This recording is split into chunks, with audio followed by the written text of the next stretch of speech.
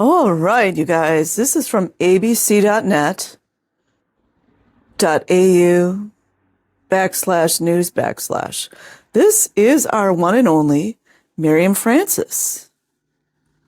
She's looking very scholarly, if I might say myself. Parliamentary inquiry probes experiences of children in high-control religious groups by Jonathan Kendall, dated 5 November 2025, Wednesday. Miriam Francis gave evidence to the inquiry on Wednesday about her childhood in Scientology, ABC News.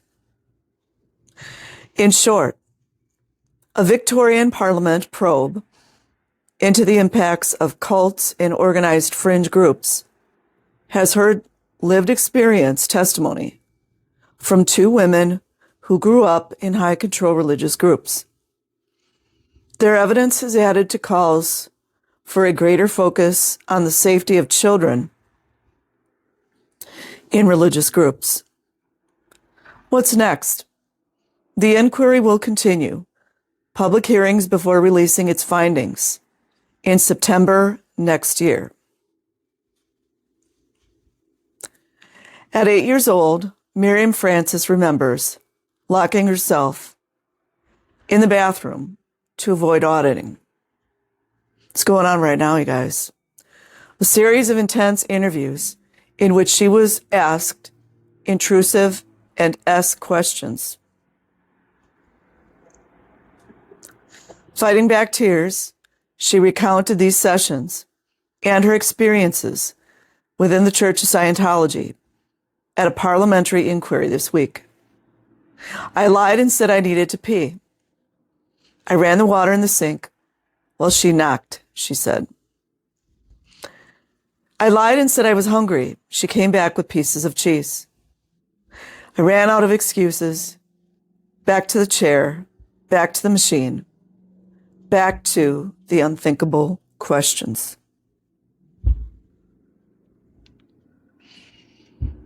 Who do you guys think designs these systems? It's very spellbound, isn't it?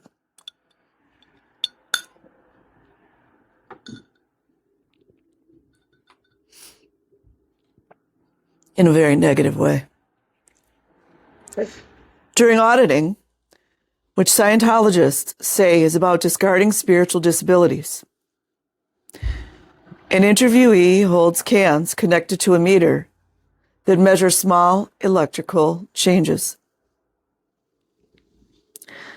The church says this helps an auditor to identify a person's thoughts, emotions, and past experiences. Miss Francis was born into Scientology in Sydney in 1984.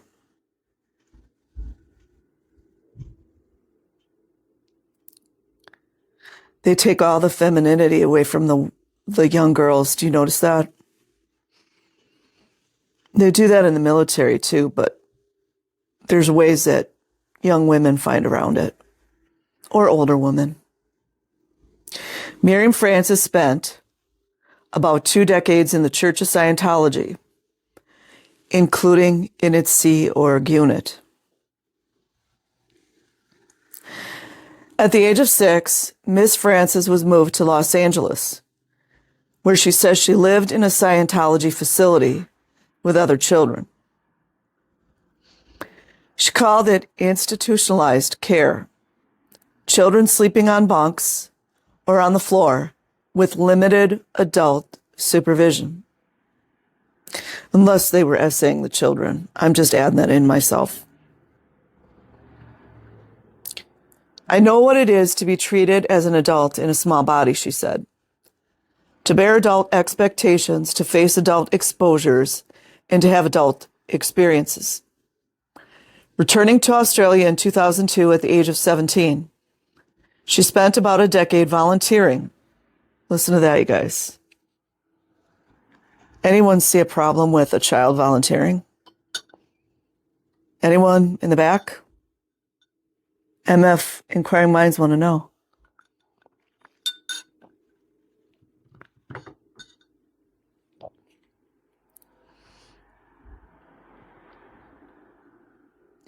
She spent about a decade volunteering with the church before leaving in her mid-20s. She's now given evidence to the Victorian Parliament's inquiry into the recruitment methods and impacts of cults in organized fringe groups. I want to add in here, too, this is where Senator Xenophon raised a real fuss. And you guys should go and research that and see how they treated him. And not all of them.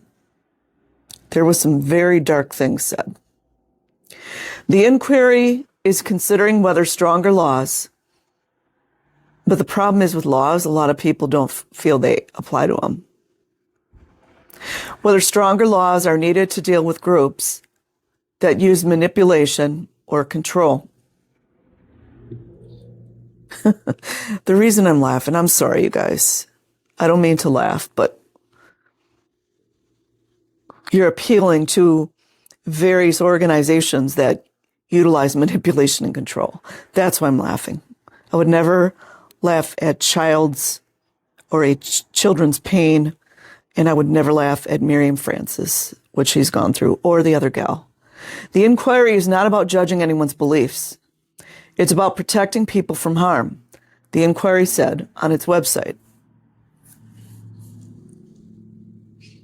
And cute little girl. Scientology is a recognized religion and registered charity in Australia, meaning it does not have to pay income tax on profits. Miriam Francis returned to Australia in the early 2000s and left the church about a decade later. There is something Ms. Francis, now a director of the Olive Leaf Network, which supports people leaving high-control religious groups, would like changed. When the federal government supports the financial benefits from these activities, they also give them grants. Kind of odd, isn't it? Supports the financial benefits from these activities. This is not negligence, she said. It is complicity.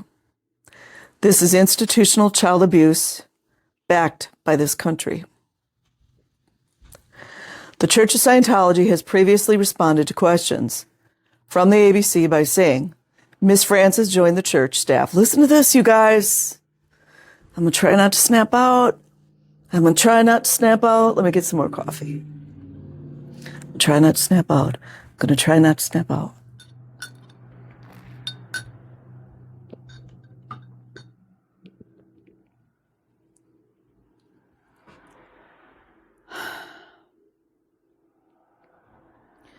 The Church of Scientology has previously responded to questions from the ABC by saying Miss Francis joined the church staff of her own choosing. You know, as a 5-year-old. I may be exaggerating, but we know she was very young. And left of her own choosing. They always do this. It's only the individual choices when someone gets caught committing a crime and they can't cover it up. Or, in most cases,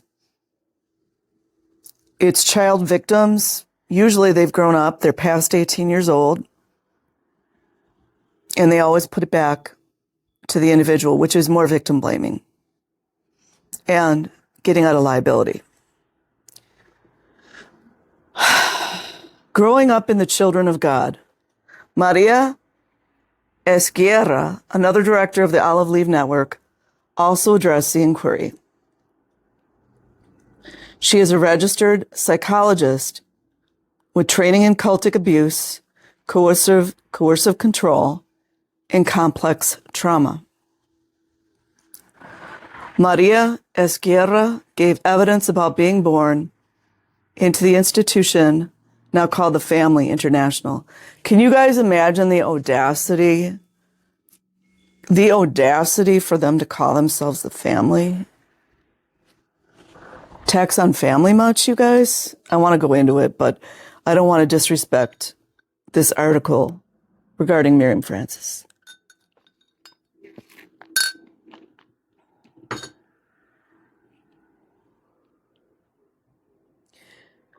She was born into the Children of God Church, now known as the Family International. Like Miss Francis, she also wants a greater focus on child safety in religious groups. I want to say a lot, but I just don't want to be disrespectful to these women. So support these lines. 1800, 18, 18, 18, 1800. Respect National Helpline. 1-800-737-732. Lifeline.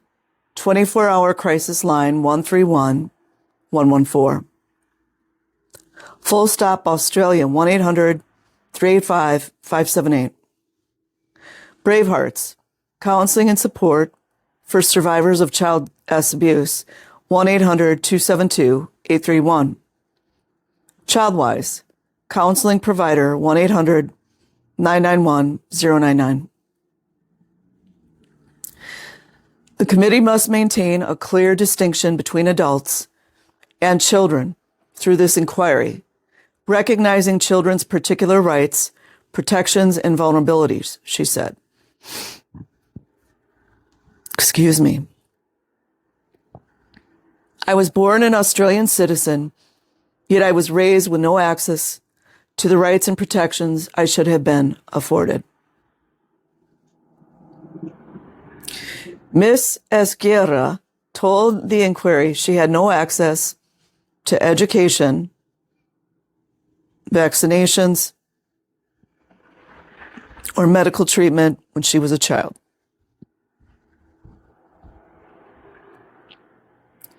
I broke my nose and never saw a doctor, she said. I suffered many childhood illnesses, and even my basic need for glasses wasn't addressed. I had debilitating migraines growing up. The inquiry's public hearings have been running since July, with multiple witnesses reporting a lack of public understanding about these religious groups. She's a pretty young lady. Maria Esquerra is today a director of the Olive Leaf Network. Miss Esquerra said within her former church, S was called sharing. Funny how we can't say that word anymore on the internet. Posing a risk that if a child reported to police, all the same rules, weird, that someone had shared with them, authorities might not know they were reporting an assault. If you guys have time, please go read the book, Meat Rack Boy. Please do. She also alleged that within the church, S assault was deemed as godly or the fault of the child, victim blaming as usual.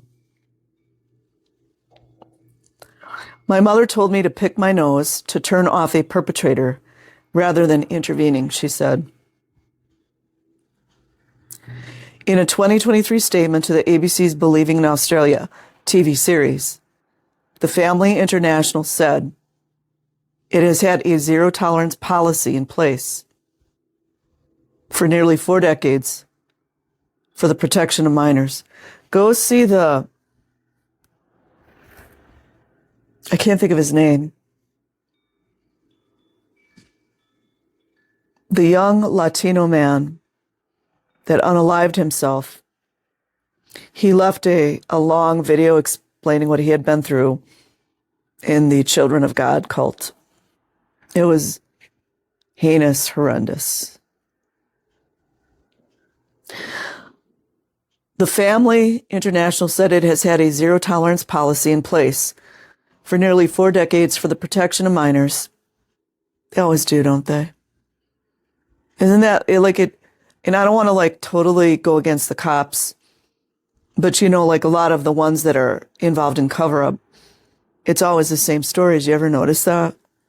Everybody's got policies. Just like we're seeing all these schools get busted. They always say, oh, we really, after, 20, 30 years of abusing children, then they're like, children are our top priority. 4 decades for the protection of minors and is diametrically opposed to the abuse of minors in any form. Isn't that funny? No, fishy flirting? Flirting for Jesus?